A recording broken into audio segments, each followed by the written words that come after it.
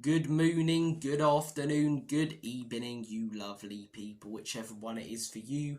Welcome back to Lilywhite Lane. I hope that you're all having a really good Tuesday and week wherever you are in the world and whatever you are planning to get up to. And you're all very welcome along to your match preview for Tottenham Hotspur's game tomorrow night in the Carabao Cup against City. City are set to take on Spurs at the Tottenham Hotspur Stadium, and we need to pull a rabbit out of the hat. We need to cause the upset of all upsets tomorrow night. We need something special, and we need a miracle. We are heading into this game on bad form, as I say, 2 losses in our last 3, a horrendous performance against Crystal Palace, whilst Manchester City unbeaten so far this season, the only side in the Premier League that is still unbeaten, on fire, a ridiculous amount of squad depth, as I say, won this competition countless times in the past. The last time we won it was 2007, so look, we need something special in this game to get us through. But is there that slight possibility that we can pull off something special? Yes, because there are a few things that could go in our favour heading into this game. The first, Pep Guardiola said after City's last game in the Carabao Cup that he'd be resting players in their next round game and he wouldn't be playing his first 11. Now, even if they rest players, they've still got so much quality in their squad depth that they'll be playing a side that are still going to be, stepping up and playing beautiful football. So City's B team would probably finish in the top 4 in the Premier League. So, you can't look at that as too much of an advantage.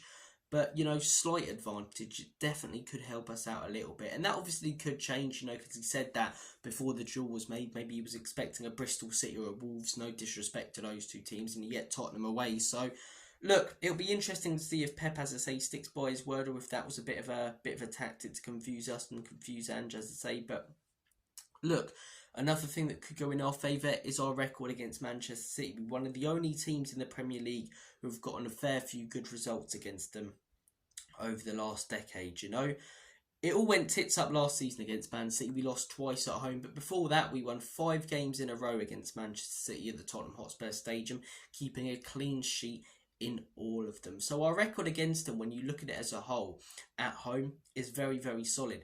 But the last 2 games, as I say, that record's gone out the window. When we've gotten results against them at home, even away under Antonio Conte and Jose, it was sitting back, defending narrow and counter-attacking with our pace, and Harry Kane, playing balls almost like a defensive midfielder, like a quarterback in the NFL, to the likes of Heung-min Son and Kulusevski up top. Whereas under Ange, we're still going to attack, we're still going to try and play, as I say, the way that we do.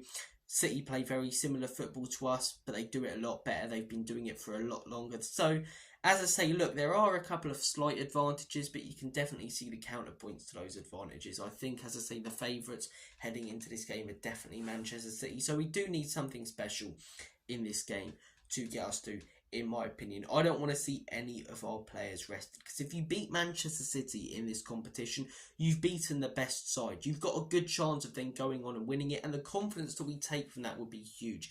And it's a confidence boost that we need, because if we lose these next 2 games, I wouldn't be surprised if most of the fan base turns on Ange, and I wouldn't be far off it myself, in all honesty. So we need the confidence. We need, as I say, the win here, in my opinion. Yes, it's unfortunate it's Manchester City, but look, that 15, 16 years now without a trophy, it goes longer and longer, the demand gets higher and higher, the frustration grows and grows. It doesn't matter the opposition, we get knocked out tomorrow night, people will say that's another year, as I say, where our trophy chances are hugely lessened. So, look, we need to be winning tomorrow night's game. That's why, as I say, I want us to go out there with our best 11. No Jed Spence's on the pitch, or Lucas Bergvall's, or Mikey Moore's even. I want Son, I want Solanke, I want Johnson, I want Kulu, Maddison, Bissouma, Bentancur, whichever one of the 2 you want to play in the midfield, or whichever midfield, 3 you want to play.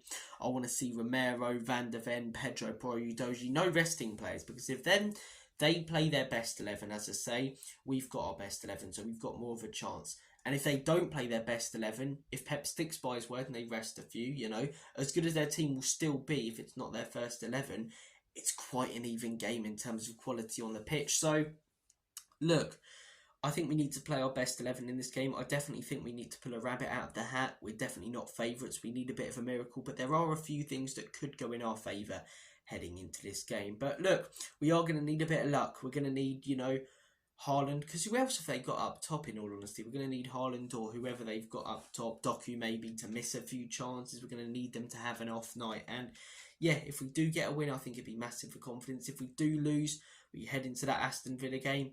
Pressure on the manager, in my opinion. We lose that Aston Villa game, that's a worse start than under Nuno, you know, sat mid-table, out of a cup competition. Then we got Galatasaray away next Thursday. If our boys struggled against Crystal Palace away and Brighton away, you know, talk about atmospheres to rattle us. Apart from Romero and maybe Fraser Forster, in all honesty, I can't think of any of our players who would be able to handle that, you know. I love Mikey Moore, but don't you dare play him in that game, you know. Sonny even, Kulusevski, great players when the pressure's off, but when this game comes around, well, not so much Kulu. I think Kulu's been phenomenal this season, but Maddison, great players when the pressure's off. As I say, luxury players, they go to Galatasaray away, they will crumble like a chocolate digestive, I'm telling you. So, look, these next few games for Spurs are crucial. This week is big for Ange Postecoglou, not just after the dreadful result, but after the dreadful performance.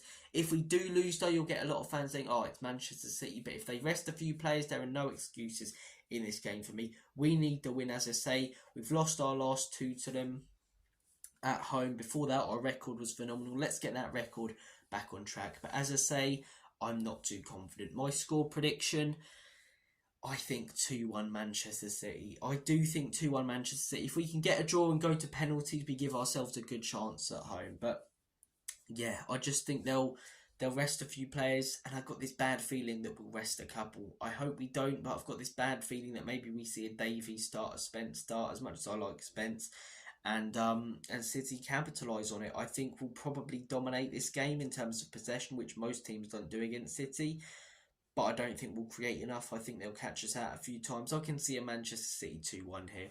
I really, really can.